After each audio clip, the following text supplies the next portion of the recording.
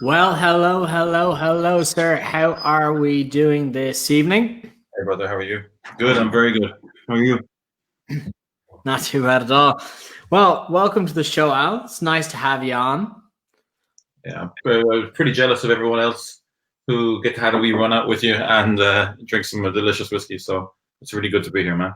Uh, Delightful. Where in the world are we catching you this evening? I live in D8, so I live around the corner from Dead Rabbit here and Teeling. I live like a throw stone at them. I don't because it's bad for business, but I could. And I'm about 10 minutes from the distillery, Ronco, which is pretty cool. So, I suppose for the people watching in who don't know you and your beard of knowledge, give us a little background on what you do for a living and I suppose how we know each other a little bit. Oh yeah, okay. So my name is Alan Mulvihill. I'm the Ronco brand ambassador. So essentially, started off as a European role, which was very exciting. And you came to my wee house in D8 when I first started. And since then, now I've kind of progressed into a more global level. So I do America and Australia mainly as well. There's talk of India at some point, but the way things are moving at the moment, now we have to kind of look at that again. Prior to all of this, I was doing like jack of all trades whiskey work. I used to do Bruichladdich in Australia, and then I was also like token Irish guy doing whatever Irish whiskey company wanted to do, training and events and things. So I've been very fortunate. Whiskey's been very good to me really throughout my career. Obviously working in bars a lot then on the side to try and make a living for myself. Little stint in Mexico as well, if I'm not mistaken. Yeah. Prior to Ireland, I was living in Mexico. I opened up a independent agave bar with some friends of mine, and it was in like an old dusty porn store that we had to gut and clean, and oh god, how we had to clean it. And we put a little cocktail bar on top of the roof. So it's still going strong. It's flying actually. They've opened a second venue, so it's been really positive and really cool. It's nice to see people are just so eager for something a little different, and like three white guys sunburned to death. Definitely very different over there, especially when I was ginger. So it's been a really interesting journey traveling the world. Yeah, slinging a tequila in Guadalajara, they weren't used to that anyway, no? I mean, it's so funny because a bit like single pot still is king here, like mezcal is king in Mexico. It's considered like the emerging cool spirit to drink, whereas in reality, a lot of like the old school tequilas and even the mixtos there, some of them are incredible. Just considered like your dad's drink, which we were trying to change the perception of, Yeah. Yeah. Cool. Well, Connor Ryan dropping in saying a big hello. Good evening, sir. I'm not sure which part of the country you're in, so let us know in the comments whereabouts you're joining us and what you're drinking. I know he's been on a few live streams this evening, so hopefully he's got a libation in hand. I suppose it's great to have you on anyway, Al. I'm looking forward to chatting through everything this evening.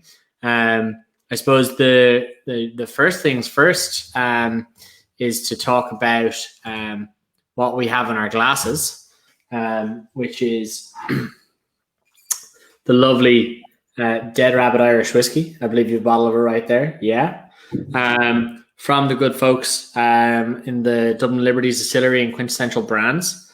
Obviously, maybe obvious to some, maybe not obvious to others, but they are obviously quite very well tied with the Dead Rabbit Bar and Grocery and Grog in New York, which is very much a destination bar at this point.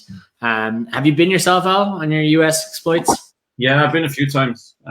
It's kind of like a bit of a pilgrimage for Irish people at this stage, going over to see what Jack and Sean have been up to. It's incredible.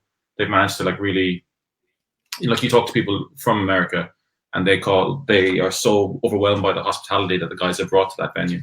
And it's really a good representation of us as Irish people, I think, to have people out doing that sort of thing. You go in there and you feel instantly at home. And like if you're downstairs in the bar just having a dram and Tushkan and a beer, that's cool. If you want to go upstairs and drink whiskey cocktails, that's also cool. It's really nice sort of disparity between the two, the best of both worlds. Yeah, absolutely. I think especially when they're now expanded. I was going to be in there after expansion, but obviously they had the kind of terrible fire.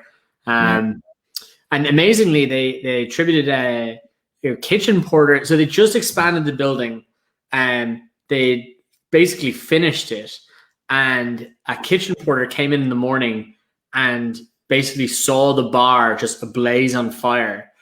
And his first reaction, instead of leaving the building, was to run through the building, turn off the gas supply to the kitchen, and then leave. And the fire department basically said that this one dude saved the whole block. Yeah, amazing story. That just shows like what sort of like owners and leaders they are. You know, the people there who work for them. You go to a lot of bars here in Ireland, and people will be happy to fucking put extra fucking petrol on the fire, and then whereas these guys are literally risking their lives just for the good of the people who hired them. So yeah, like I said, just incredible guys. They've had a really tough year because Blacktail closed their other venue. Yeah. Down in the harbour there, which was beautiful, but it's just like it's really hard to do business in New York.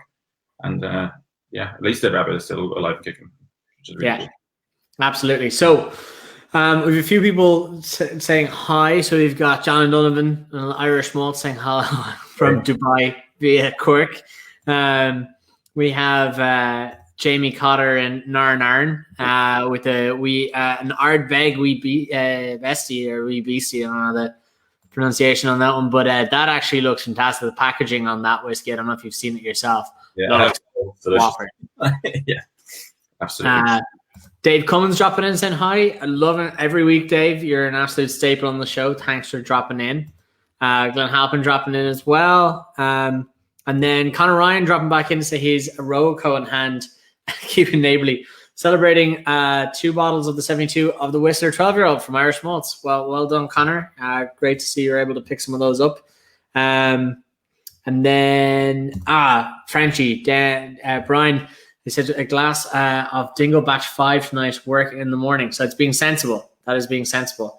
But I suppose we still need to talk about the whiskey we have in our glass, because obviously Dead Rabbit Irish Whiskey is named after the bar, produced by, or I suppose in association with the guys in Dublin Liberty Distillery and Quintessential Brands, which is in Newmarket Square, essentially kind of the back door neighbor to Teeling, kind of in the back lane there. I don't know, have you had much of a chance to try the whiskey that's in your glass at the moment? I was having a little sip of it earlier myself. Yeah, I opened it up a little earlier on because I wanted to be prepared. I've drank it a couple of times. I really enjoy it. I mean, it does what it says in the tin, right? It's like this, kill an animal, kill me, but it's an accessible whiskey for sure. I mean, like on the nose, you just get like all the best parts of bourbon maturation. And then on the palate, you get this mixture of fruit and bourbon maturation, to me, which is a perfect way to bring people into the category. Yeah, that's super drinkable. I'm pairing it with like this kind of sour beer here that I got from a friend, and it's just delicious. Absolutely delicious. I'm also pairing it with a sour beer from the local brewery here, Hope. So that's coincidental that we've both gone the exact same way. So palate cleanser sour. I mean, I don't drink a lot of them, but when I do, I like it with a whiskey because it cleans the palate, and then you go back and it's really nice that way. Yeah. Well, give you some of the details of it. I'll show the bottle once again. Quite cool. Bespoke bottle, which you don't see too much in the Irish whiskey market. It's always quite noticeable when you do. Nice little wee punt badge here as well. 5 years old minimum. Blend of malt and grain. They don't have the blend ratios, so unfortunately I don't have that to give you. But it is 44% alcohol. It's a nice ABV. What's cool about this is they finish it in after taking in a bourbon for 5 years. They finish in these 90-liter virgin oak casks that they get. I think it's Kelvin Cooperage make them for them over in Kentucky, which is quite cool. That's not even a very kind of typical like blood tub or it's quite cool to be able to see those casts in work, It's really, really interesting way to like supercharge a whiskey, sticking it into virgin oak for a few months. And you can even taste like that slight astringency on the end, which I'm suspecting is from that virgin oak. I mean, it's so delicious. That's funny. I end up like when I go to bars, I end up like, I haven't tasted that. But I rarely get to go. I rarely decide to go back and taste stuff that I enjoyed. Like, this is really, really delicious. Yeah, and I know I was talking to Jamie Cotter, who's been in the messages there a few times. Irish whiskey tends to be quite finish driven at the moment. For years, we were very bourbon barrel driven, and I'm sure we all complained about that at the time. And now we're very finish driven. So it's nice to get that kind of contrast of that virgin oak and the bourbon barrel. I think it's cool. I'd say, to be honest, I'd say it's quite a versatile liquid as well. You're very much more the cocktail maestro than myself. My cocktail days are a few years behind me, but I'm in my opinion to be quite a versatile spirit as well to be using, especially for the lads in the Dead Rabbit in New York. Yeah, well, it's great, and even when you go into the bar itself in the Libby's distillery, like the drinks there are cracking. I mean, in like the modern cocktail culture seems to be a lot of espresso martinis and Negronis at the moment, which is really cool because whiskey fits into those so well. If you replace like vodka with your desired whiskey, you get so much more in your drink. Quite often, a hell of a lot more texture, and the texture helps drive flavor. So you can't have too many espresso martinis because you'll never sleep again. But the reality is that if you put in a 44% ABV drink at the base instead of a 37.5% vodka, you're in for a good time. It does what it says, and that vanilla sort of like slight astringency is really nice too. Like old fashions, and would go really well in Boulevardier, which is Negroni twist. You have some well wishes coming in here from Caroline, saying all the best, Alan, watching from sunny Scotland. Oh, she's our master blender. She also blends for Johnny Walker and loads of other stuff. She's incredible. Hey, Caroline. Yeah. Delighted to have you on the show. Yeah.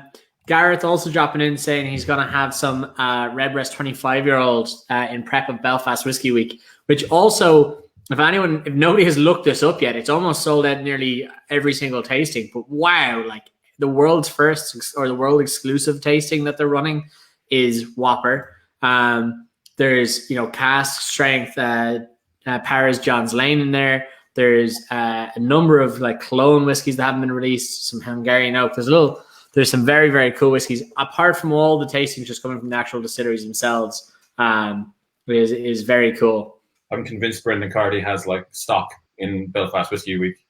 He is the greatest advertisement I've ever seen in my life. It's amazing. Anyone even talks about whiskey, he's on like got a comment. Yeah.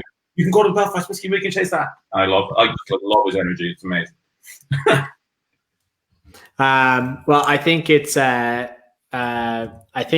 great to see. And when you mention Brendan, it's funny because he's in County Down, obviously, and it's quickly becoming the distilling capital of Ireland. Like there's so many distilleries and whiskey distilleries there.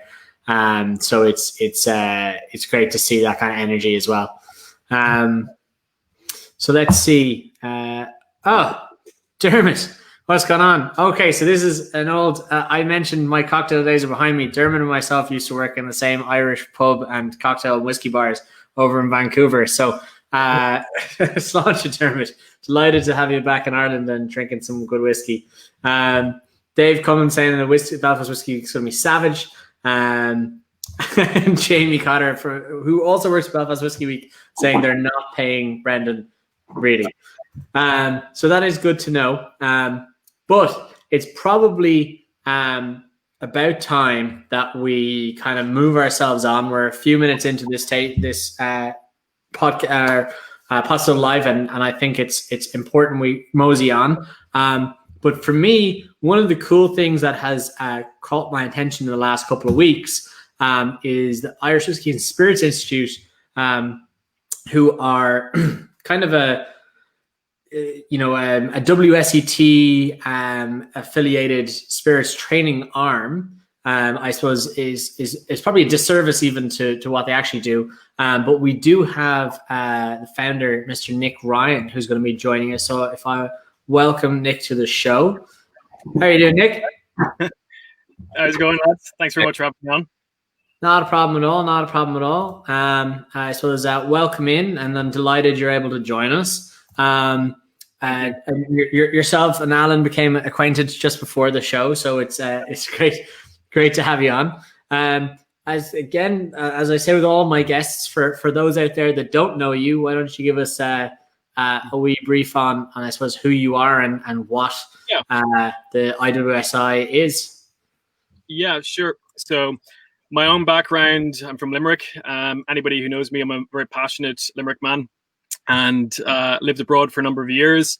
My first kind of venture into the whiskey world when I was very young. My family owned the Henratty's Hotel in Limerick, which is the oldest hotel in Limerick back in the day. It was pretty cool to know that Che Guevara and Eamon de Valera walked the halls of the hotel, and I'm sure their spirits were hanging around there some way or some form. But it was just kind of quite a nice upbringing to have, and to have that kind of surroundings of some really interesting spirits. But back then, really, the shelves of a typical bar wasn't as interesting as it is today.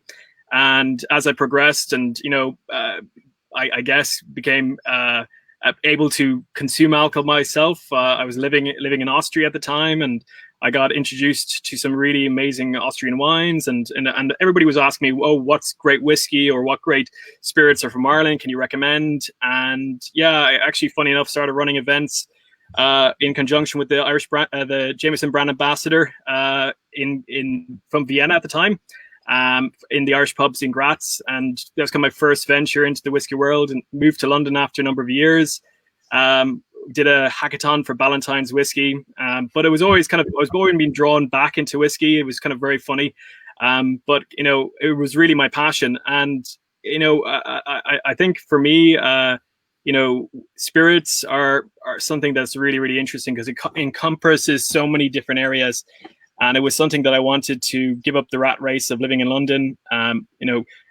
Put down roots in a location which was kind of more to kind of speed and the lifestyle I was more wanting. And I decided I wanted to develop my skills. So went off, got my qualifications, traveled the length and breadth of, I guess, around Europe, getting different qualifications, visiting distilleries, visiting vineyards, port houses. Yeah, trying to just understand it really. And I guess from that, I saw that there was really a need to pass on this knowledge that I acquired. And personally, I quite enjoy passing on knowledge. I think it's a fun thing to do.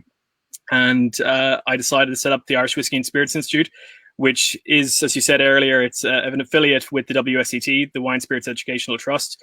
But I felt there wasn't enough emphasis on Irish spirits. So what I have in my course is I incorporate as much Irish whiskey where possible, and obviously Irish vodka, gin, and as things progress in Ireland, I'd love to see some interesting spirits be able to include in the course. So it's great to be able to educate people on the correct way to taste things, and a structured approach, and really just kind of just to focus purely on the liquid itself. So so I've been doing that now and really enjoying it, and worked with some amazing companies, and met some really, really, really cool people. So, and yourself, Matt, I've met through doing this. So it's always great fun to meet everybody. So it's fantastic to meet everybody in the whiskey community in Ireland. Yeah.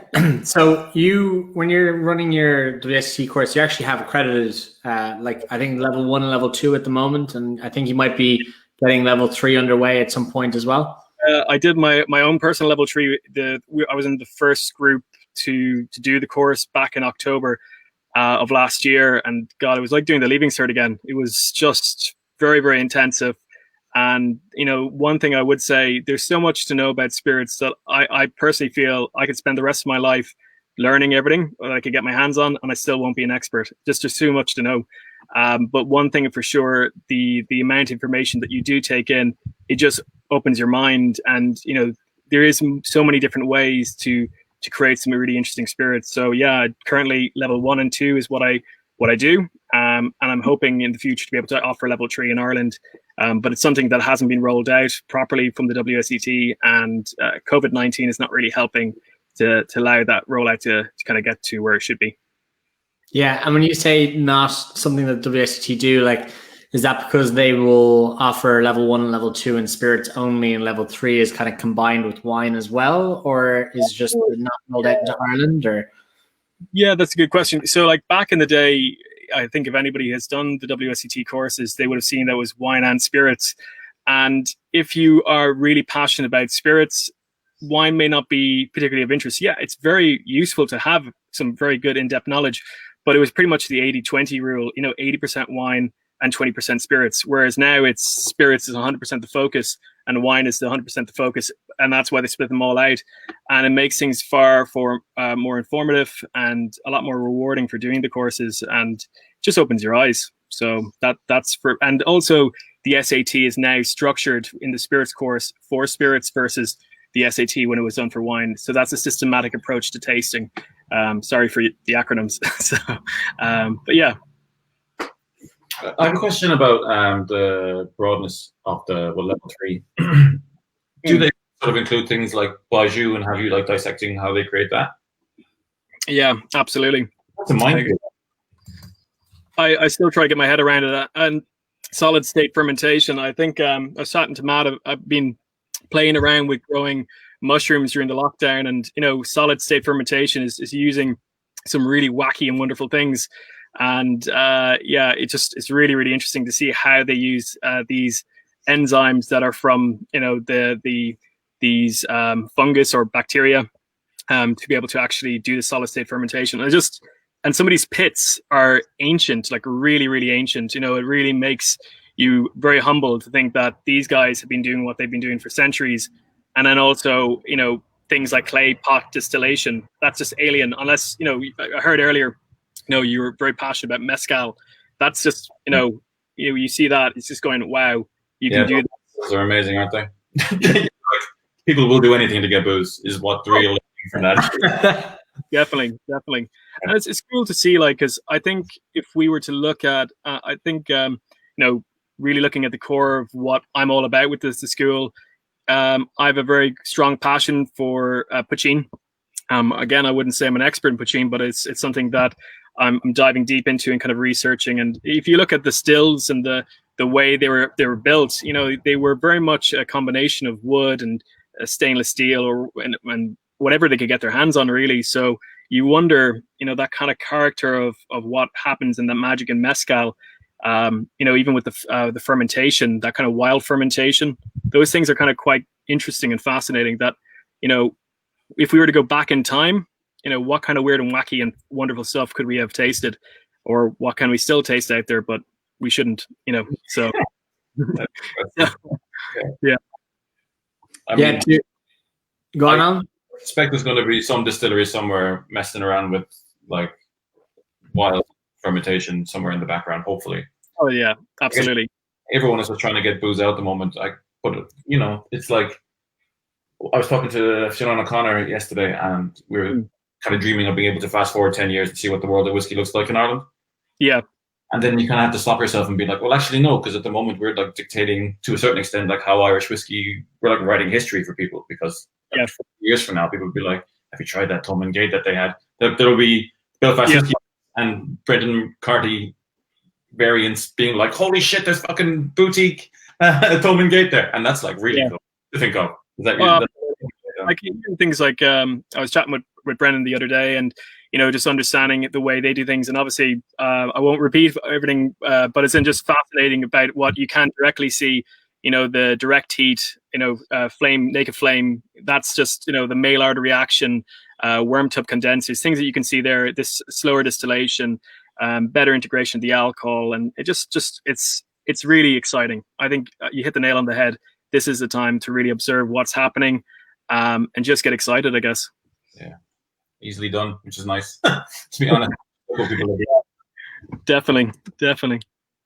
Yeah, and to Alan's question about the likes of Baiju and whatnot, Nick, yourself and myself have been chatting for the last couple of weeks about I suppose solid state fermentation, and particularly in Soshu in Japanese spirits. If anyone knows me knows that I'm a fan of the I don't know. It's kind of, for want of a better way, distilled sake, or for want of a better way, kind of Japanese poaching. Because it kind of is. You can make it with like 35 different base ingredients, certified base ingredients. And I'm sure they make it with a load of other stuff as well. But it kind of just sounds like poaching, that almost anything goes. And they still do. I think 1 or 2 distilleries still have wooden stills. Yeah. And there's one lad who still repairs them. And from what I understand, he's completely fed up with it. You need to practice by the sounds of it. But yeah, so Nick, apart from just educating yourself, I suppose, on the level 3 and whatnot. You are teaming up during COVID with kind of a number of different partners to kind of spread the world of spirits knowledge. Want to give us a little info on that, and then also if you are an industry professional or a member of the public, what can they expect from yourselves, and can they get involved? Mm-hmm. Yeah, as in with the courses I'm running, or the initiative with COVID. Sorry, just. The courses first question is what course, what are you up to during COVID? And the second part is what can people do with yourselves outside of that? Okay, I'm just grabbing something here, just probably a good little prompt or a little cue thing to use. So I guess the first thing to say is with COVID, I never thought I would be sitting in front of my computer as much as I have, and teaching classes, ironically. And I've been doing this by sending little bottles like this out, and God, it's painstaking, but I literally had to get these all decanted, from things like mezcal to cognac to pisco, grappa. It takes a lot of time, and the kitchen smelled amazing when we were doing it, but it just was really, really a nice thing to have such a selection of spirits in the house, but especially during lockdown. But so been running the courses, level 1 and level 2, and they're delivered via Zoom, so similar to kind of what we're doing here now. Bar, I would have sent you a pack with these little bottles inside, and these little bottles would have exactly the same spirit that all of us would be in the room tasting. So there's no real difference from what we would have in normal classroom, apart from obviously it's nice to chat to everybody, have a drink afterwards, grab a coffee. That's always fun, but I think it's been a great distraction for a lot of people, because I've been running, I think you might have saw earlier, I've been running the courses in the evenings, making it a bit more flexible, because if I was to rent a space, it was actually, I couldn't do it for 6 evenings and travel from Limerick all the way up to Dublin. It just doesn't make sense, where with Zoom, I can do it no matter where we are, really, and it's been great. We've had everybody spotted around the country. So that's been what I've been doing from level 1 and level 2s. And, with the lockdown and with the disruption to hospitality business, Charlie from the WSET came up with a great idea for an initiative to help those who've been most affected in the bar trade and hospitality trade, just basically to be able to provide them a level 1 course free of charge. And with the initiative of ourselves, Edward Dillon, Irish Cocktail Awards, and Teeling's, we've all teamed up together. And Rob from Teeling's has been amazing as well, basically, and Kevin as well from the Irish Cocktail Awards, and basically organizing this to be able to have a number of spaces, I believe 40 spaces in total, that we were running. And it just is going to be a lot of fun, because I'm sure a lot of us are, I guess, wanting to use this time most effectively.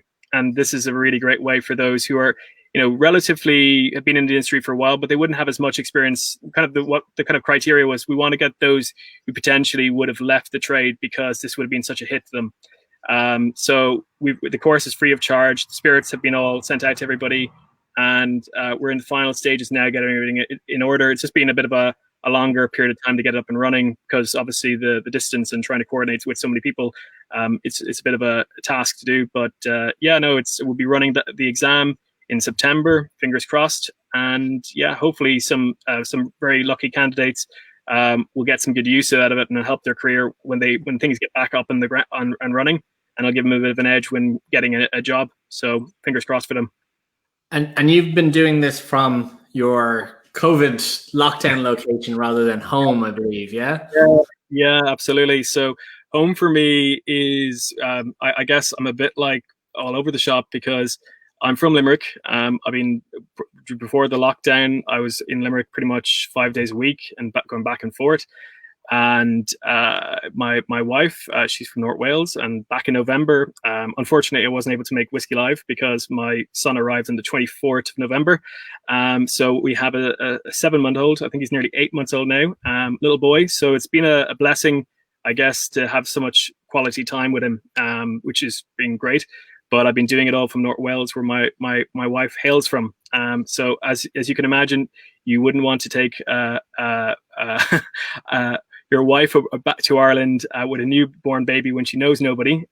So until he's a little bit bigger, then we'll probably uproot and be in Ireland full time. So for now, I'm actually looking at beautiful Welsh countryside outside, and I can see some beautiful oak trees, and quite rare for us to see back home in Limerick. But yeah, it's not a bad place to be, but it's not a million miles. I'm only an hour and a half from Holyhead.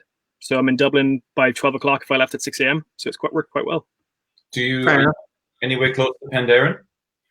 Yeah, actually, they're down in Cardiff, if I remember that direction. And there's Aber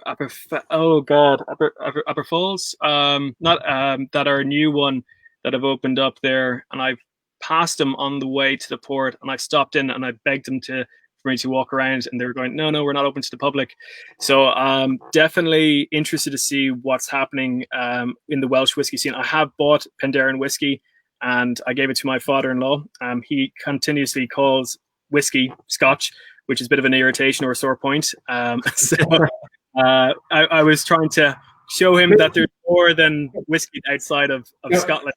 I've heard so many people in the world say Irish Scotch. I am delighted now we can say Welsh Scotch. yeah, absolutely. But yeah, no, it's quite cool. I think that it's an exciting time for the whiskey world, and you see the likes of the Cotswold distillery opening up, and you see English whiskey becoming a thing. Really, it's been around for a while, obviously, but ironically, even English wine is becoming better. There's interesting things happening in the world of beverages. Let's put it that way. On Ireland and England and Wales and Scotland, it's exciting times all around. And then, from your point of view, I know Alan alluded to it a little bit a while ago. Toman Gate whiskey is your baby as well. Yeah, absolutely. So yeah, it's more of a long-term project, as anybody can imagine. Doing a whiskey business is, I think there was somebody mentioned it there the other day, and it reminded me was they spoke to John Teeling, and they said the quickest way to make a small fortune in whiskey is to start off with a large fortune. So unfortunately, I don't have a large fortune. I've been very much bootstrapping Toman Gate whiskey, and I've been doing it very much in a way of working and collaborating with others in the industry. So the whiskey has been sourced from the Great Northern Distillery. It's Potstilled Irish whiskey. And the first release, I want to do something different, because in my training, what I do is when we're talking about brandy, we will do is a VS, VSOP, and an XO cognac. For anybody who doesn't know what those are, it's a 2-year-old, a 4-year-old, and now it's XO would be regarded as a 10-year-old. And you do a tasting, and you can see the age progression of those spirits as you go up with and you see the development of Rancio. But I always kind of was going, well, yeah, but this is a blend, so you could taste, the choices of the blender. So what I would like to distinctively know what is the evolution of that spirit, and take out all the other factors and try to focus on it. So the spirit, the first release I did was very much, I guess, to describe was kind of my version of the Founding Fathers. It was the price point of the whiskey was actually a means of funding the bond to get the bonded warehouse in Limerick that I'm working on at the moment, and also for further funding for I've actually a field of barley growing in Limerick at the moment, which I shared with you, Matt, earlier. My excitement in saying and my despair that I'm not able to look over the fields and enjoy it, but I'm going to be back in August, so I'm going to get a chance to walk through the fields and hopefully be around for the harvesting. So so the idea with the first release was to have a segmented release of a cask and to watch its evolution over the years, and it's something that I wanted to make a bit fun, and also to kind of see the influence of the environment, of the humidity of Limerick. From my understanding of spirits and how they oxidize and development of Rancio character, humidity has a huge effect. If you look at American bourbon from Tennessee versus Scottish whiskey, Irish whiskey, the humidity is completely different. Even I did some training with Kings County Distillery in Brooklyn, and they even have a dry humidity there, so their ABV is going up, where in Ireland it's going down. So I wanted to see how the Limerick environment, that humidity that is so well alluded by, and in Angela's Ashes by Frank McCourt, that the only reason Limerick had so many churches was because it was so damn wet. That's Limerick. If anybody goes there, I'm not kind of trying to do Limerick a disservice, but I love it. It's my home, but it is windy and it's exposed. It's on the Atlantic, and the estuary, just it's like a big funnel, just directs all that moisture up. And I'd like to see, because I'm sure everybody's familiar with this book.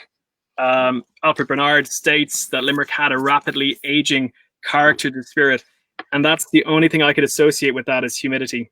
And I don't know. I just simply will. This is the whole idea of this experiment, and see if it will make any difference.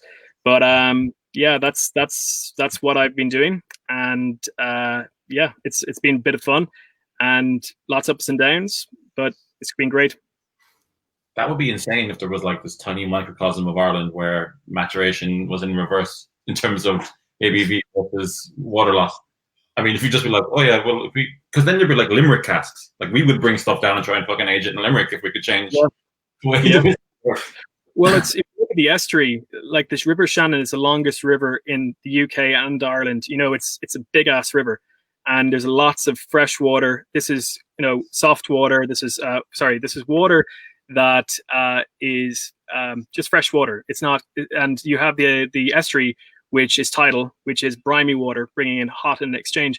And I was actually, this kind of clicked when I was talking to a guy who was installing seals on these safeguards around the locks around Limerick.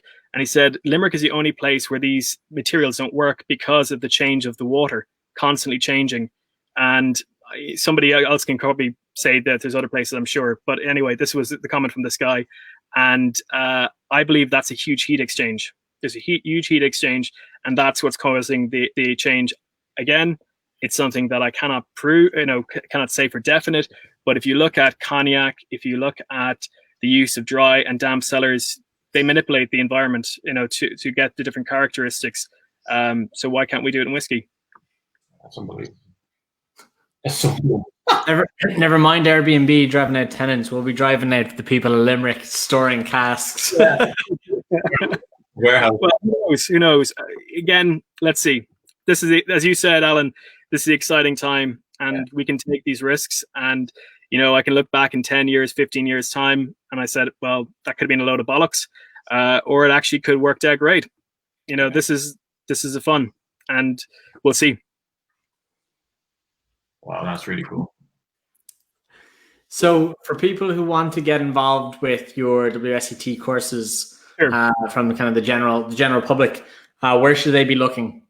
Yeah, if you go to spiritstraining.com, I originally had the Irish Whiskey and Spirits Institute.com, which, as you can imagine, there's lots of mistakes when you have to type something out that long, especially with emails. So I got the spiritstraining.com as the email, the website. It's also my social tags. If you go there, you'll see the dates we've available. Also, I've made it that bit easier for anybody who's, obviously wants to do the course, but like us all at the moment, we're all a bit kind of going, oh, I'm not too sure we'll be able to afford that now. I've implemented this payment scheme, so you can actually pay it over in installments. So it makes it really easy for everybody. So depending on what course you do, you can pay it off over 6 to 5 months, I think. So it makes it a lot easier, and it's not one massive hit at one time. So yeah. Cool. I like it. And you said that it's also your social media handles as well, yes? Yeah. Spirits Training. So if you just go to Twitter, Instagram, and obviously spiritstraining.com, you'll see it there. But if you go to my Instagram, I think I always try to do things that are interesting or talk about things a bit random, things like from beehives to growing mushrooms, and how they kind of tie into the world of spirits. And, we talk about solid state fermentation, and, I have here a little bag of mushroom spores, but you can kind of get an idea of what solid state fermentation would look like, because that's basically what's happening there. These are breaking it down and making it into simple sugars and digesting them. So I try to make it as fun and interesting as possible. So definitely anybody interested, just hit me up, and I would love to chat with you, join a tasting like this over online, I guess. Alan, you happy with that? I mean, I'm delighted. I'm still thinking about the maturation, I'm not gonna lie. Here's me thinking about solid state fermentation.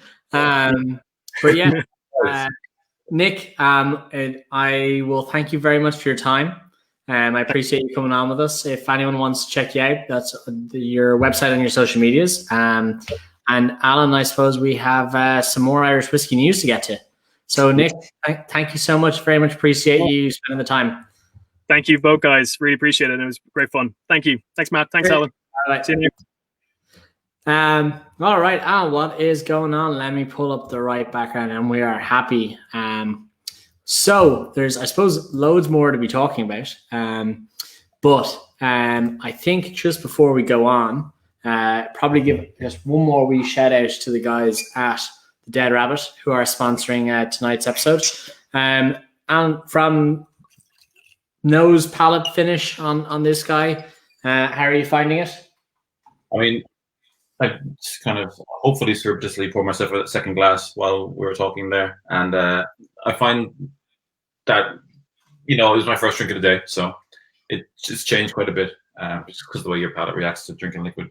But now it's just like all vanilla and a little bit of that kind of sort of butterscotchy thing you get often from triple distilled malt and maturation, which is really nice. And I didn't know that it was like, I must admit that I did not know that they did that with the virgin oak casks, but I've found that I really like that slight astringency that you get from using fresh oak, because it makes you salivate and makes you want to go back for another drink.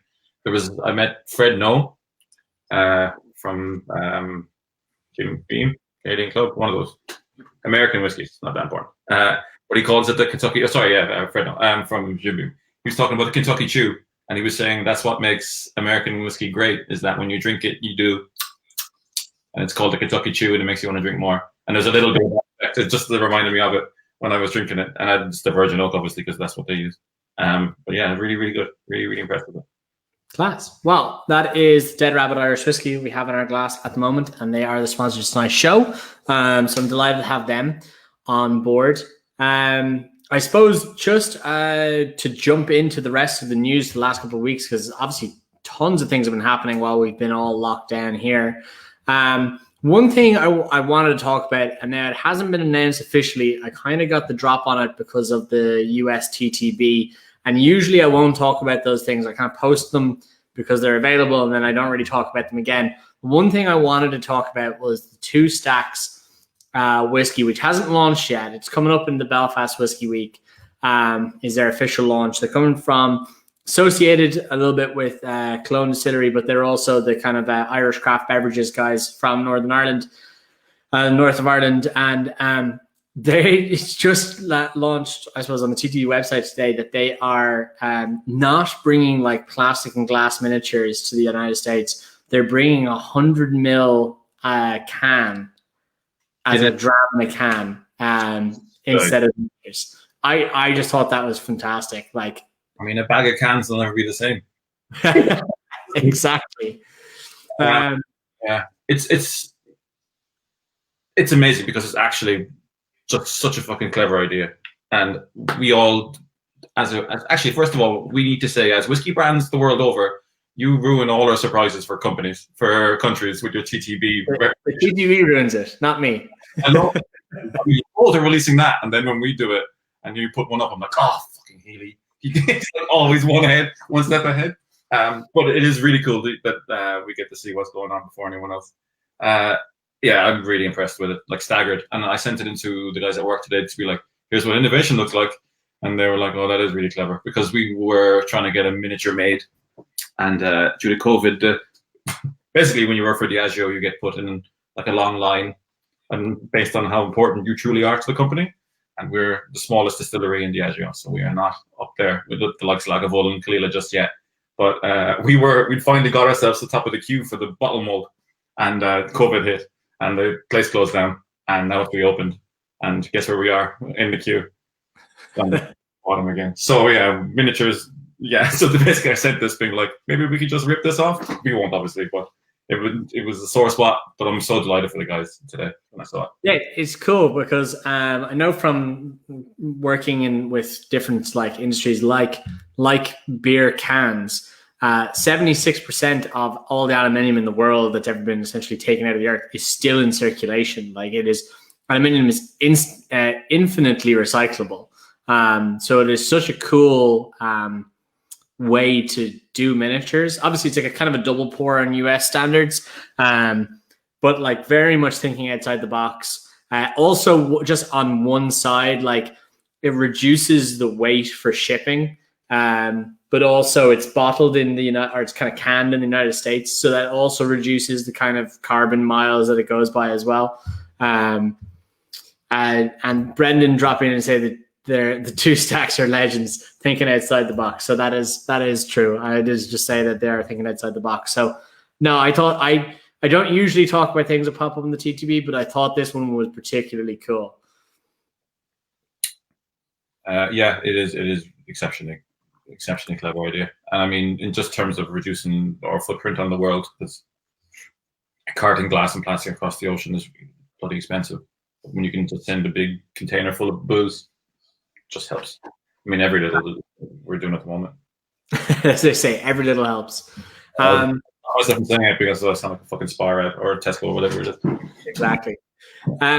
Well, pretty much after that, the main news of the industry, apart from the Spirits Institute and 2 stacks, has been a litany of just sellouts. Not selling out, but like literally like stock going wild in terms of people buying it. I said that and then heard it. I heard what I said. I wrote back on that. But there's been a huge amount of just massive kind of frenzy during COVID on loads of different releases. One that really caught my eye was the Teeling 18-year-old 5th birthday celebration. I don't know if you saw this, that it was on their distillery store, essentially, that went... Usually you'd buy it in person, but obviously because of COVID, they had kind of an online option. It was 300 bottles at cask strength, so like 55 point change percent ABV. And it was their first ever Malaga cask finish for single malt. And it sold out in like something ridiculous, like 24 minutes or something. I don't know what the time actually was. I have to ask Rob again, but this was just up and gone. I like the frenzy around this one, and it wasn't even really announced. It kind of was just like posted on Twitter, and people went nuts. And I thought that was quite cool. Distillery from my house, and when I went there, it was sold out. So that was a pretty eye-opening. I was like, whoa. I mean, thinking I could get a bottle, because usually I go up and get whatever they're doing that's new, because it's always exciting. And I walked in, and they were like, it's already gone. They didn't even say hello. They just said no. I was like, okay. No. See you later. Yeah. I mean, great. And 5 years is pretty cool. But man, the time is flying. When you think about like the amount of releases they produced and the innovation they brought to Irish whiskey and the attention they brought to Irish whiskey has been particularly incredible. Yeah, and they are ones for their very kind of quirky and innovative and quick releases on very cool casks as well. Excuse me, Rob from Teeling was explaining to me that this was supposed to be a part of the Renaissance series. But they found it sampling the casks, and they were like, "That's, way too cool. We need to make that a single cask," which I thought was kind of cool. Yeah, that is like one of the reasons people that I certainly feel like I got into the whiskey game is that when you go into the warehouse and you're sampling stuff, and it's like it's lost a little bit of its magic because you're doing loads, and then you just taste this like one cask, and you're just like, what happened here? Because it's like the most incredible juice you ever had. There's a particular port cask that always springs to mind from the roast docks. We didn't, obviously Bushmills, but like it's unbelievable. Like it's nectar of the gods. So hopefully one day I'll get to put that in the bottle. Exactly. Well, I'm sure you will at some point. I suppose Jess Spearn has a cheeky question in from Panama. I ever see Roe in a 100% paper bottle, throwing back to the Johnny Walker announcement this week. You don't have to answer that if that's in the pipeline now. But we don't have any plans for it at the moment. I researched this Johnny Walker bottle for this. I was freaking out to Fionn yesterday, being like, dude, I'm going to get nailed on this fucking Johnny Walker bottle. I better do some research. So I went and I asked them today, like, how sustainable is it really? Like, I might get killed here tonight. And it turns out that it's actually a byproduct of just pulp making for paper. So it's the byproduct. I mean, so it's like free material for Diageo. So it's a great idea. I mean, great for the business. And I don't think it'll ever see its way into like super mainstream use for collectible stuff, because like who's going to flip a bottle that's paper, you know? Because the ability to refill those things is unbelievable. It's a screw top, so it'll just be stuff, I think, that sits in speed wells and people go through lots of, and yeah, just to reduce carbon footprint. I mean, I'm personally dubious enough about the whole way they approached it, but like, I mean, if it's better for the planet, then how can I complain, really? Exactly. Happy days. Moving on the I suppose birthday celebrations, we saw the JJ Curry Rebel Blend sell out in mere tens of minutes on Friday on Irish malts. That was quite cool. I think that one was, let me think, what was it? 60% 14-year-old malt, and I think 40% 10-year-old grain, bottled at 46%. And it was approximately about just a few cents shy of 100 quid on Irish malts, and that absolutely flew through the stocks there. That was quite cool to see. Obviously, Irish malt's known for their limited edition releases, and nothing like a JJ Curry collector for a limited edition release. I love seeing the photos of them all lined up, because it looks incredible. Like, it really is really, really impressive. I can't remember whose name it was, but there's one of the guys on the Irish Whiskey forums on Facebook who is like one of the most avid collectors I've ever seen of a single brand. Pretty cool. Nice that people are there from the start of these stories, you know what I mean? There's guys who collect, and no disrespect to it, but Johnny Walker, but like, who are they investing in? When in reality is like, people are investing in Louise McGuinn and the guys there because they want to see the rise of Irish whiskey, and they're there from the start. Really cool. I mean, I just sound like I'm always preaching to the choir here, to be honest, but like, I just the way Irish whiskey is looking at the moment. Actually, really I particularly like about her bottles is the kind of the or the shamrock with the JJ logo in the punt of the bottle, the kind of the bespoke foot of the bottle. I think that's one of the coolest kind of bottle bespoke or adaptations I've seen in the market. I think that's very cool. Yeah, just on a personal basis. Attention to detail is incredible across that across the whiskey company, to be honest. Yeah. One that would have caught a lot of people's attention in the last while was the Waterford first Cuvee pilgrimage. Obviously pegged initially for kind of mid-April, was meant to be 1,000 bottles released at 50% ABV for the people who came to the distillery for their kind of kickoff launch party. I kind of love the idea of 1,000 people mid-COVID just partying in a distillery.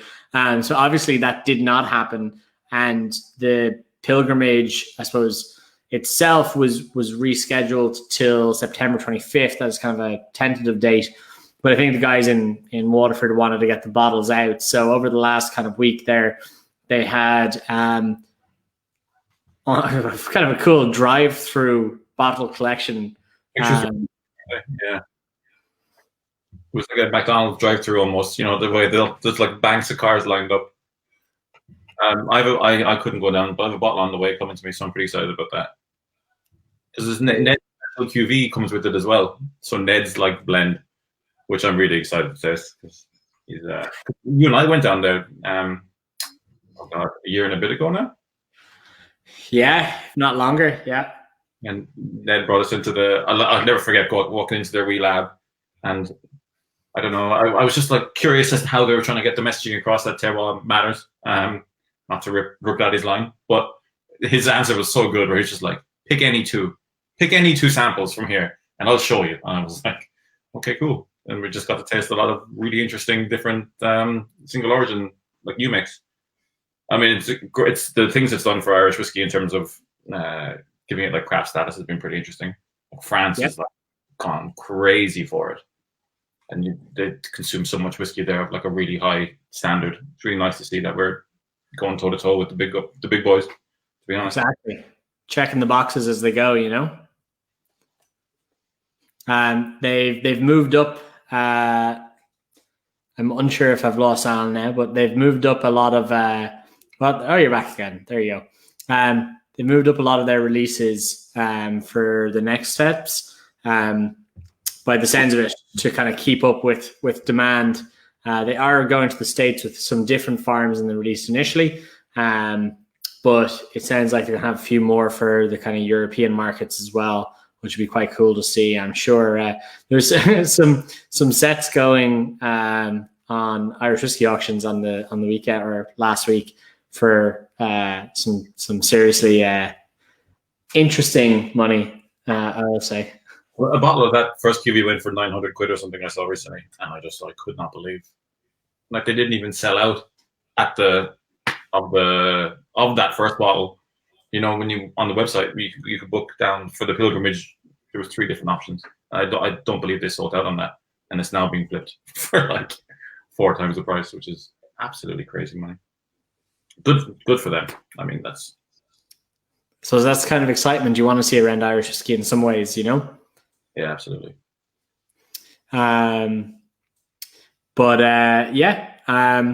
That is, I suppose, one of to be honest, one of the bigger ones. Those pictures of the cars lined up is kind of that Dunkin' Donuts euphoria of getting into the queue to pick up your order as you go by the window is some very interesting imagery. But one I definitely want to talk about as well, and something I have been enjoying. Actually, here's a good question that just came through, and I'll put it to you, Al, what you think. Gareth wants to know, is Waterford going to follow Dingle's initial trend, massive secondary market prices? Well, the second part of it is, which might hamper what they're trying to do, but perhaps they're almost 2 different questions. Like, do you think that it'll be kind of following the same kind of hype as the Dingle releases in that sense? There's so many different single releases to come out of all the farms that I think collecting it almost becomes impossible. So that will bring the price down on the secondary market. This is simply what I think will happen. Because Dingle was quite limited what it released. They had each batch and each style.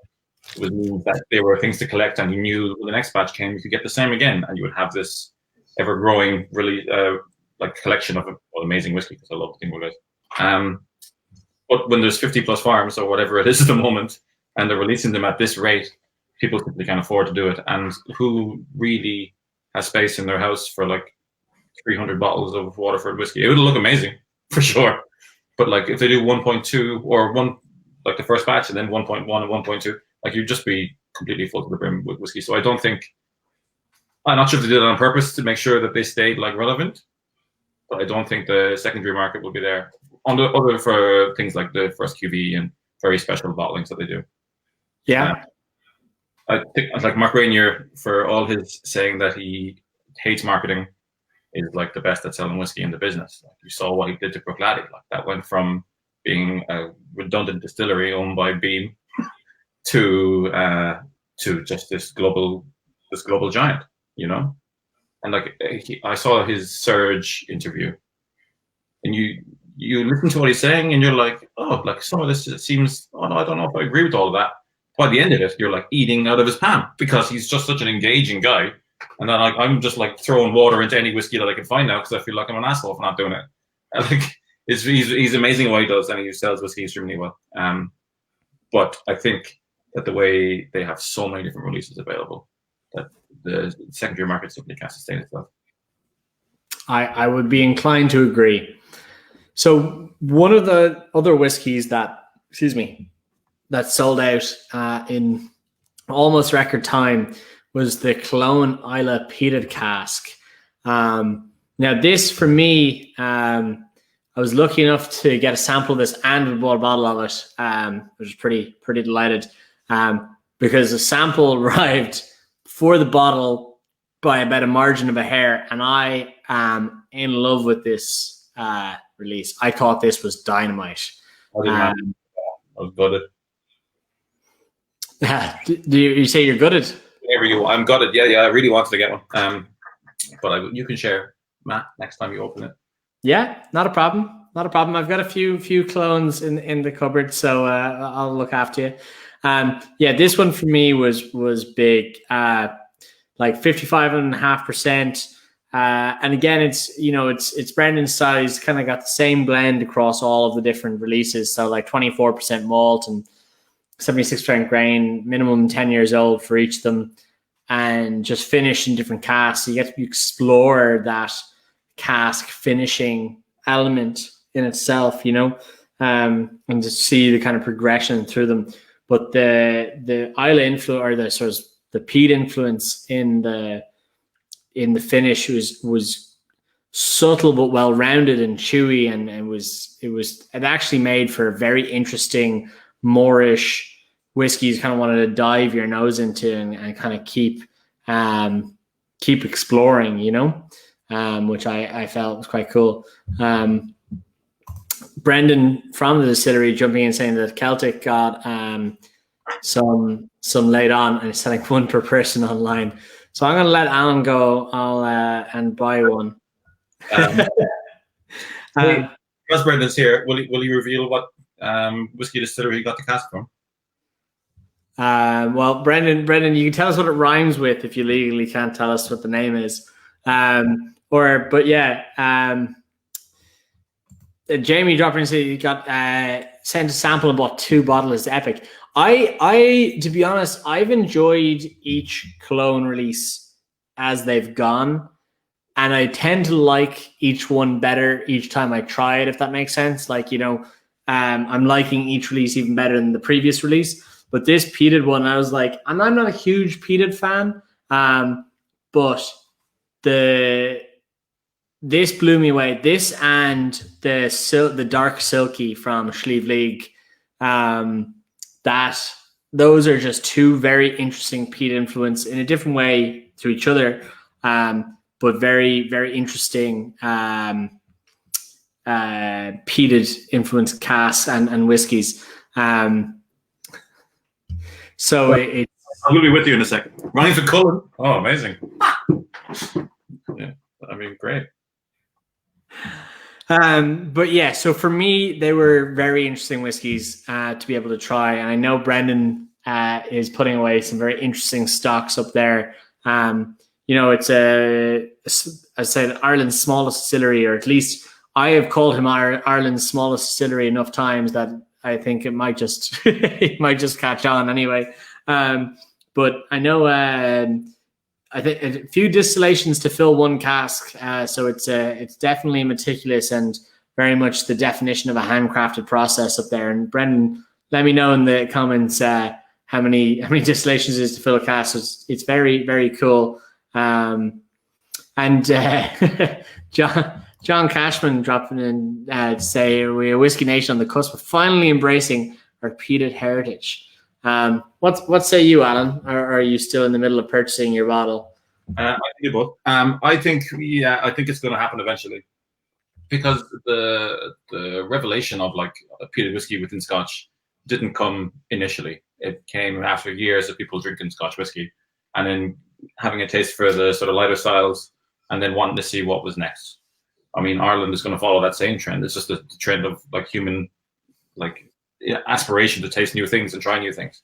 And while we are all currently in this renaissance of huge mash bills and single pot stills, eventually you'll be like, okay, so what else is there for me to try? And if there's people creating incredible peated whiskey, they're going to try it eventually. And it's like the kind of same thing. I always liken it to like chili and hop. Initially you taste it, you're like, oh, I don't know if I love the effect of that, because your body kind of assumes it's poison mostly. But then you go back because you want more, and then suddenly you're on drinking like double IPAs and triple IPAs, and then buying the hottest hot sauce you can buy in a store. And you're like, how did I get to here from the guy who liked fucking tomato ketchup 3 years ago? I mean, it's going to happen with whiskey as well. I suspect. I hope, because I'm a big fan of peated whiskey. Yeah, and you're seeing more and more of it as we go. And you buy your bottle there, and I'll hold down the fort. So yeah, I'm so sorry. I'm nearly there. Brendan says he's three spirit distillations to fill a cask. I think it's about 70-ish liters that he gets of finished spirit for each distillation. Has he tried doing different cut points to fill 1 cask? So like 1 cut point for 1 distillation, just like, have you mixed that up? I mean, now this has become like a weird questionnaire to a guy typing back at us. But We'll just sit here quietly and wait till Brendan replies. This is now just the Brendan Cardy show. It's not like I've had him on the show enough. He's an interesting guy. Hey, I have some questions for you that I'm going to ask you, because I feel like you spend so long trying to big the rest of the country up that no one ever turns the finger and asks you the questions. Actually, I purchased the whiskey, so it's on its way. So now, would you mind if I ask you some questions? Because I feel like people are interested to hear about. Yeah, hang on. Let me just see if I can pull. Does this? Yeah, there you go. I got a nice little dead rabbit in the corner. Yeah, you go ahead. I'm glad you've got your whiskey on the way anyway. Yeah, I would have forgotten that. So basically, these are not all lovely questions, but some of them are okay.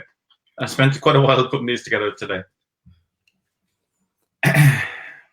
Okay, first one is kind of an easy one. If you had your own whiskey bar and you could only have one album playing the entire time, what would it be?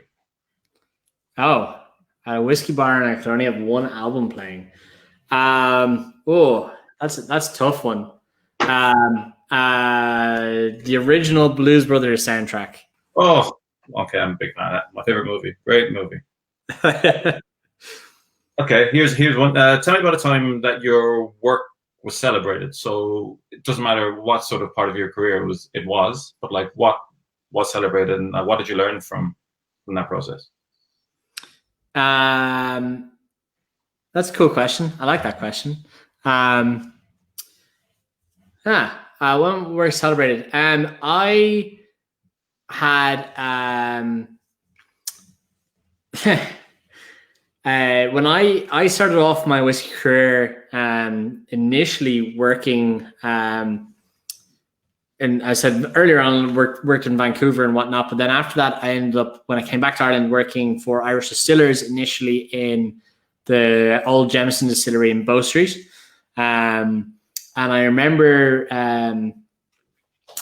they didn't sample whiskey. You couldn't sample the whiskeys, at the time. It was a whiskey store. Most whiskey stores, unless you're really Celtic, don't have open bottles of everything. So I was trying to come up with a way to drive more whiskey sales.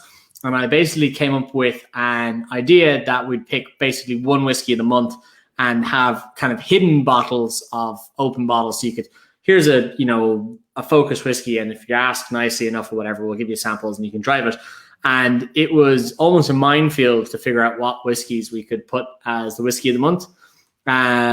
Because it was a Jameson brand home and Middleton was a Potstilled brand home. So you couldn't pick, it had to be in this way. And there was other products they sold that, couldn't be the 12 because the 12 Distillery Reserve was the one for for Bow Street.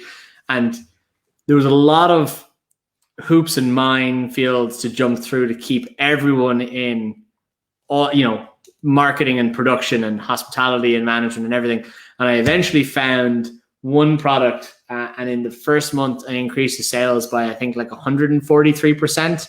And just from the shop floor, it was one of the things that stuck with me, like just as a little sales attendant, And I remember one of the lads from Irish Distillers in Simmons Court down by the RDS came into the old Jameson distillery to congratulate me on. There was no prize or anything. Like, I wish there was a prize; it would have been nice. But they literally there was no other reason for the visit. They came in and said, like, well done for figuring out what whiskey you could put on special and well done on sales. And I ended up leaving a couple of months later. And I'm pretty sure that exact same whiskey has been whiskey of the month since I left there in 2014. I don't know. That is me talking out of my backside a little bit, but that was definitely a time that something was celebrated that I did, and I quite enjoyed that. Can you tell us which brand or which expression it was? Yeah, that was the Jameson Red Cap Caskmates, the OG Caskmates. So the new global rollout had been announced and was kind of going out to the new markets, and we were being told in Ireland we were getting the black cap. But obviously there was, there's politics involved and everything like that, but it had to figure out what I could and couldn't market. And this was one that they were delighted, because it was one of those things was like, ticked all the boxes. You couldn't get in the States, which was like the number one question you got asked in retail in whiskey. It didn't conflict with any of the other brands. And then also they were delighted because it also, ran down stocks of what they had to bring in the next wave of the black cap kind of large release castmates, which is kind of cool. Good company boy, Matty. Okay, and the next question then is, tell me about a time that your work was criticized, and then what was the learning, or like what was the takeaway from all of that? I used to work in hospitality, and it feels like a job interview. Careful what you wish for. I'm gonna get hired into Diageo position now, and no. Fair enough if you're interested. But yeah. So I used to work in hospitality, and it's one of those things where I don't want to speak for all hospitality, but I used to show kind of interest in learning and being involved and responsibility and whatnot, and sometimes interest and some competence kind of gets you a little bit along the way, which was handy. And it was abroad, but I worked with an Irish guy who was I was young at the time, but I was made like junior manager, so I was just beneath the GM of the place, and I was kind of doing the shift managing and stuff. But there was an Irish guy and other nationalities as well, but who would have been 15, 20 years my senior that were reporting to me. And that ended up with a lot of criticisms from them directly to me, because it was very, and even from customers, people would be like, let me talk to your manager. And I'm like, let me go find someone who looks older than me.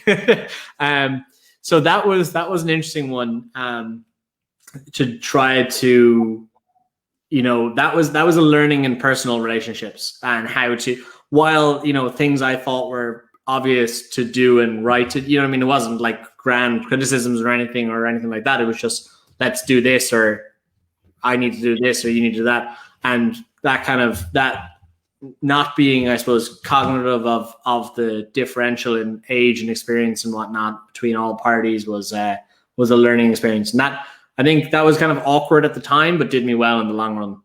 I mean, if you ask anybody in Irish whiskey what they think of Matt Healy, it is overwhelmingly positive.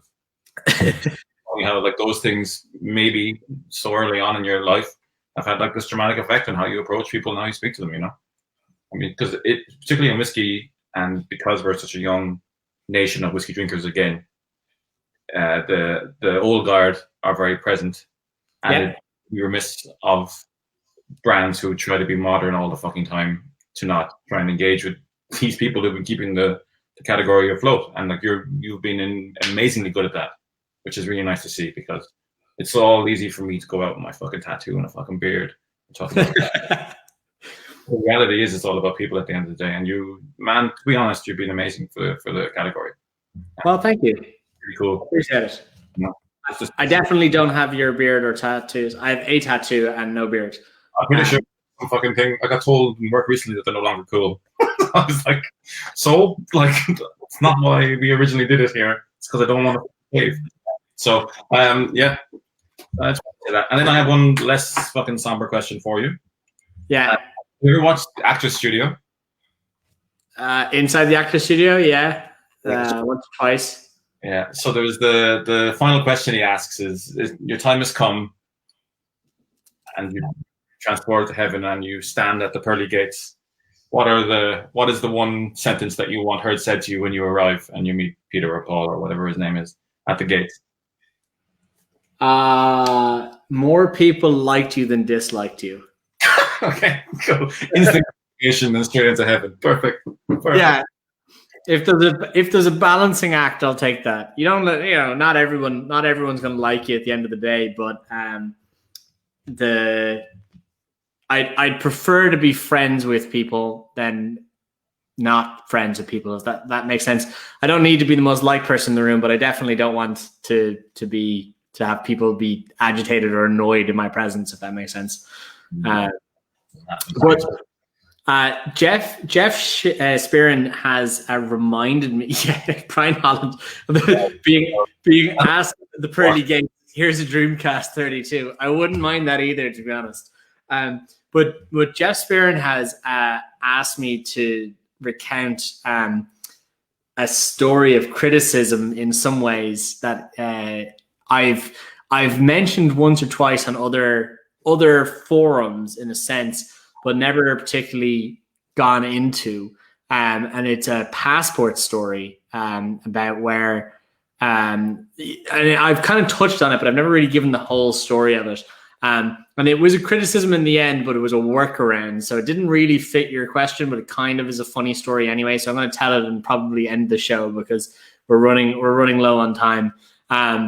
But thank you, Jeff, for reminding me, because it is kind of a funny story. But and apologies to everyone who's heard the beginning. At least you'll hear the end. I moved to the States and I was working in Pennsylvania for an Irish whiskey brand. And I was there like 2 weeks, and it was, wide-eyed and bushy-tailed and delighted to be in the US. And the one thing my boss kept saying to me was, there's 3 whiskey shows coming up. Night 1, Philadelphia. Night 2, Pittsburgh. Night 3, Harrisburg, which is the state capital. But it's one side of the state, the other side of the state to the back in the middle. And he was in Pennsylvania. You can't use foreign ID. It has to be either US ID or a passport. And he kept saying to me, don't forget your passport, don't forget your passport. When we go to Pittsburgh, it doesn't matter for Philadelphia, it doesn't matter for Harrisburg, when we go to Pittsburgh, bring your passport. And unbeknownst to me, 2 ambassadors before me had gone in very much the same circumstance, like her second week, and forgotten her passport. And what I didn't know was the show was in a casino. And the casinos are very strict on this whole passport deal. And they didn't let her in. So they were down a person for this whole massive whiskey show. So anyway, I was like, great, don't forget your passport. Like just don't forget. Anyway, so I went 3 hours into the 6-hour drive to Pittsburgh. I realized I'd forgotten my passport. And the boss wasn't in the car, but I was with other whiskey ambassadors, and they were like, we're not turning around. And I'm like, that's totally fine. We'll figure this out. So I suppose this is kind of the ending I never really went into before. But so we arrive at the casino, and I said to the person driving, I was like, just walk inside and see if I'd get in, And she goes, all right, cool. So she ran inside and she comes back out and she's like, no, there's 2 cops at the door with ID scanners. Like, you need a government ID to get in. You're not getting in this way. And I was like, shit, okay. So I said, go inside. I don't know why I thought about this, but I was like, go inside and ask them where the loading bay is. And she was like, okay. So she finds out where the loading bay is. We drive around the whole way to behind the casino. And the loading bay is for like articulated lorries. It's not for cars, right? We're driving like little like Nissan Pajero kind of thing. And I just like jump. I'm tiny. Like I jump up and I'm banging on the roller doors until someone opens the roller doors. There's like 5 of us in this SUV. And I said to them, we had so much random crap in the car. I'm like, just start like loading it. Just the moment they open it, start putting it on the dock, right? And we're throwing things up, and the guys are like, who work in the casino loading bay are like, what are you doing? We're like, come on. We're like, I'd call it a trolley, or they call it a cart. I was like, get us a cart now. Like, come, what do you wait? Like, let's go. And I just basically just made it frantic. And then I jumped up onto the loading bay. So I was like basically foot in the door a little bit. And I was like, we need to get this upstairs. Let's move. I just made it as quick and as frantic and as confusing as possible. And we loaded up this like trolley full of our gear, and the guy is like, you can leave now. We'll bring this upstairs for you. And I was like, do you know how much booze, like how much alcohol I have, like how much money in our stock is on this cart? I was like, I'm not leaving this cart. And the guy was like, but you're not walking through the back of this casino. Like this, like you're going to go through the offices. Like you can't come with me. And I was like, you can handcuff me to this cart if you need to, but I'm going with it. And the dude's like, cool. So we went and got like 2 security guards, to like hand on each shoulder, frog march me through the back end of the casino, up through the freight elevator into the like room. And they were like, don't leave this room. And I was like, not a problem. I think I was like 7 hours early for the event. And I set up my table and I asked my buddies to go back to the car, pick up like my clothes. I got changed, sat down in a corner, put on my headphones and watched Netflix for about 7 hours. And the boss man eventually came in and he looked at me and he goes, you missed dinner. And I was like, it was like 7 of us or 8 of us at this team dinner and I obviously missed it. And I was like, yep. And he was like, I hear you forgot your passport. And I was like, yeah. And he goes, but fair enough, you got in, so let's do the show. That's great story. I never got my passport again, though, in fairness. Was that with Tully? It was, yeah. Yeah, that's so cool. I mean, I was intense, I'm not going to lie to you, but it was pretty cool. How did the show go after all that? It was good. I actually, that show was funny because in the casino overlooking kind of the river in Pittsburgh, there's 2 rivers that kind of meet, which is the Allegheny and the Monongahela, and they meet to form the Ohio River. And that was also the time I met Mr. Morris. So he was initially Niche Drinks, now works for a Hinch distillery. So I just heard this Nordy accent from like 3 stalls over, and I was like, "What is that?" And went over, and he's like peddling the Quiet Man. And then the next time I heard his accent was wandering through a trade show in Tokyo, and I heard the exact same accent. And I turned around, and he's peddling Hinch. So that was kind of cool. But apart from that, yeah, that was a very cool trade show, and it was a lot of fun. Yeah. It's a different world out there in America when you're talking about whiskey, isn't it? Like the questions, well, certainly the questions you get asked, but like the sort of way they revere the Irish whiskey is pretty cool. Yeah, you sneeze in an Irish accent, you can sell 20 cases. It's great. Yeah, true. Yeah, although I always find that at those shows though, so the first hour and a half is like incredible. Everyone's super psyched, super pumped, wants to know about the whiskey. Last half hour is guys coming up to you telling you about their Irish family. Yeah. Like, I'm half hoping that you know them. And I'm like, mate, I mean, it isn't as small as you think it is in Dublin or wherever that you have to be from. I've had one of the worst scenarios I've ever had in the United States was one of the worst scenarios I ever had was an American person in kind of bumblefuck nowhere, US, like it was a back town, and they were like, "Oh my God, you're Irish," and I was like, "All right," but like I was kind of thinking, I'm like, "Well, here we go again," you know. And they were like, "Do you know Kevin?" And I'm like, "No." Like, who?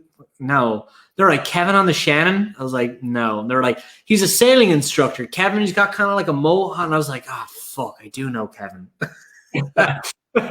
And that was horrible because it proved their point, and that's not what I wanted to do. I was like, "It's not that small, lady." And I'm like, "Wow, no, I do know that person." You set the whole country back about 3 years there now by telling them that you did know them. Yeah, John Cashman saying he could do an entire episode on just US trade shows. Yeah, it is a different world altogether. Well, thank you for asking me your questions. I don't know if you have any left there. I've very rarely been asked questions on my own show. I'm wary about time, but I do have some more. Okay, well, I'll give you 5 more minutes, and I think we can probably give it a rest at that point. Let people go about the rest of their evening. Okay. I'll pick one. Oh yeah. So this is like a twofold question. Yeah. You get to have a Tushcon with 3 people. Yeah. Dead or alive. Yeah. And I want to know what the particular whiskey is. And I want those 3 people. Ooh. Okay. Ooh, that's a good question. Right. The whiskey is John's Lane because it's both kind of New World and Old World, so it'll be recognizable to kind of both ends. I think that'd be kind of cool. Ooh. so what? Do I get three people? Three. Yeah. Okay. From from a live point of view, I would love to hang out with Stephen Fry. So that'd be kind of cool. He's just a comedian I quite enjoy. So from a whiskey point of view, I think Takasuru out of Japan, who set up initially Suntory and then broke away and set up Nika, he'd be pretty cool. He lived in Scotland, so he spoke English. So at least we're in mutual conversation there. And then who's my last person? I was trying to think of something not live, not dead, whiskey related. Maybe Cab Calloway. I think Cab Calloway would be quite cool. Wow. Because you've got music, you've got whiskey, and you've got comedy. And I think also Cab Calloway is one of those people that not only influenced music, but cartoons and visual, kind of visual mediums as well. And I'm sure like he traveled the United States with, doing jazz in the 30s in his very distinct style with a full African-American brass band, big band. I think some of the stories, both positive and negative, that they would be able to tell would be kind of cool as well. So that's my answer. They're my Stephen Fry, Takasuru, and Cab Calloway. It would be a very interesting bottle of whiskey that you guys be going through. Thinking about how that goes down. Takasuru, yeah, I mean that's cool. That's very cool. I don't really have anything to follow up with that. That sounds like a good evening. That's all right. We're getting some interesting messages in as well about things people have been asked in the US, but that's okay. We can do an entire different show on that. Do you have one last question for me there? Yeah. But no. Hang on. Oh, okay. So this is always my favorite question. It's the worst pickup line that you've heard in a bar, because how many of them do we visit, or how many of them we worked in, and you're always trying to be the nice person at the counter as opposed to the person next to you. Yeah. I'm gonna tell you my favorite. I'm gonna give two answers. My favorite cheesy pickup line was from a Thin Lizzy live album when they played in Madison Square Garden and they were about to play the song Emerald. And on the mic, I can't remember who the frontman was at the time. But he pulls up the mic and he just goes, "Anyone got any Irish in them?" And the crowd goes, "Way!" And he goes, "Anyone want a little more Irish in them?" And the crowd, equal excitement. And I think that's one of the best cheesy, shitty pickup lines I've ever heard. It works when you're like a famous band member, though. I don't think that would work if you and I were. Yeah. No. But the best failed pickup line I've ever had said to me. So John Cashman was saying it was Phil Lynott who said that on the Emerald album. I thought that recording came after he passed away, but I'm happy to be corrected if it was actually Phil Lynott. But yes, the best worst pickup line that someone ever said to me was probably like a week into me living in the States, and I found my way into this like kind of speakeasy cocktail bar, and there was this woman around the same age as me, and she was kind of very suave and very full of herself, and I was chatting to the bartender, and she kind of heard my accent, and she was like, "Oh, where are you from?" Kind of normal thing. And she was like, "Well, like you might be Irish, but I speak French." Oh. And I was like, okay. And I was like, oh, and I wasn't expecting that in the States. And I studied for a little bit of time in France, so I have conversational French. So I was like, I mean, no, I was like, tu parles français? Pourquoi pas français? And she just went, she had a drink and she just went, she took out like $40, put it on the counter and left. Wow. And I was sitting there and I'm like, what did I say? Like what happened?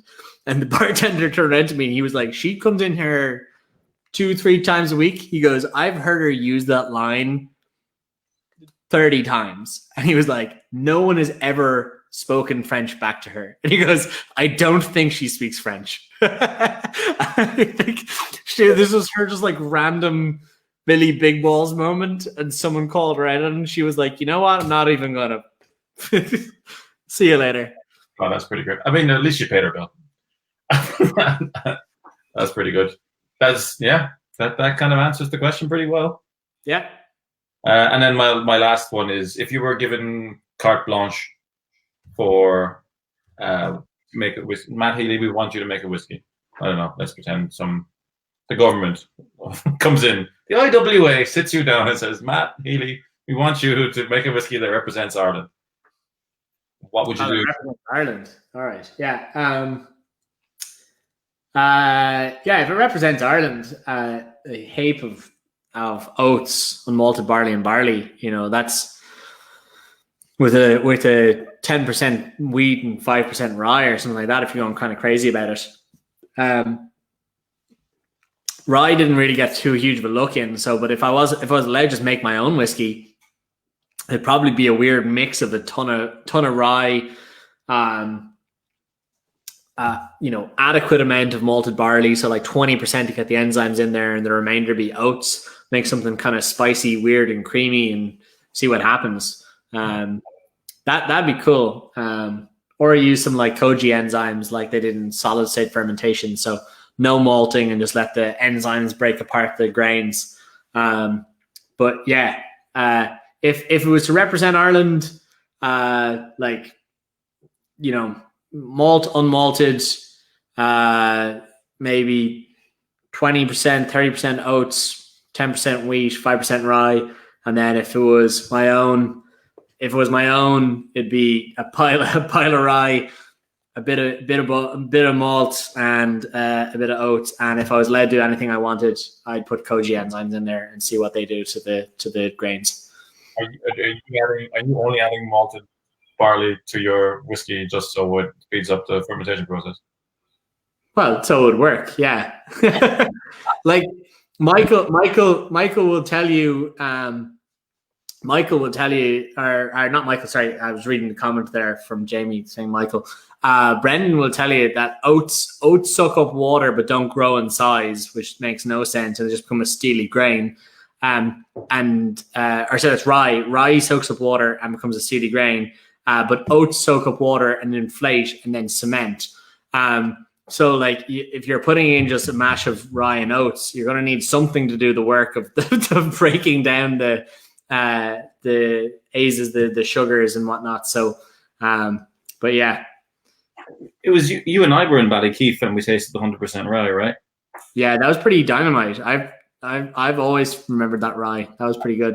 Get his face when we were like, you done 100% rye? He's like, yeah, I filled 4 casks. And I was like, are you doing more? He just like turned and looked at us. And I looked at his fucking mill. I was like, never again. Okay. But like, those are going to be incredible when they get released. Yeah, those 4 casks. I lament the day that I'm very sure I'm going to be busy doing something when those get released. That is possibly one of the most delicious new make distillates I've ever tasted in my life. I will never forget tasting those rye casks. It was a cool day. I mean, Waterford and that, it was like a real amazing day to be like, the future of Irish whiskey is looking great. Like. Yeah. Anyway, we have some funny comments going in the comments section, but we're an hour and 34 minutes in. So I'm going to say to you, sir, thank you for giving me your time. I have very much enjoyed it. I've also never been asked questions on my own show, so I enjoyed the tables being turned on me. I want to say a very big thank you to the Dead Rabbit Irish Whiskey, both for the guys from the Dublin Liberties Distillery as well as the bar. At some point, I want to pick your brain, Alan, on destination bars as a thing, because Homeboy is doing it in London. Dead Rabbit are doing it in New York. Dead Rabbit were opening a Louisiana, New Orleans location before COVID hit, so I hope they're still doing that. But apart from that, man, I'm sure we've 10,000 things we could talk about, but at this point, I think we should let people go about their evenings, even though a good number of people have kept on the entire time. So, is this an hour long? Sorry? Is this supposed to be an hour long? Yeah, usually. Oh, okay, sorry. That's all right. It's the first episode was 2 hours, and they've kind of been fluctuating since then. So, Cool. Just before I go on, I'm not really here to forward the row agenda, but the distillery. Someone asked about distillery opening. I just want to say we originally intended for the 31st.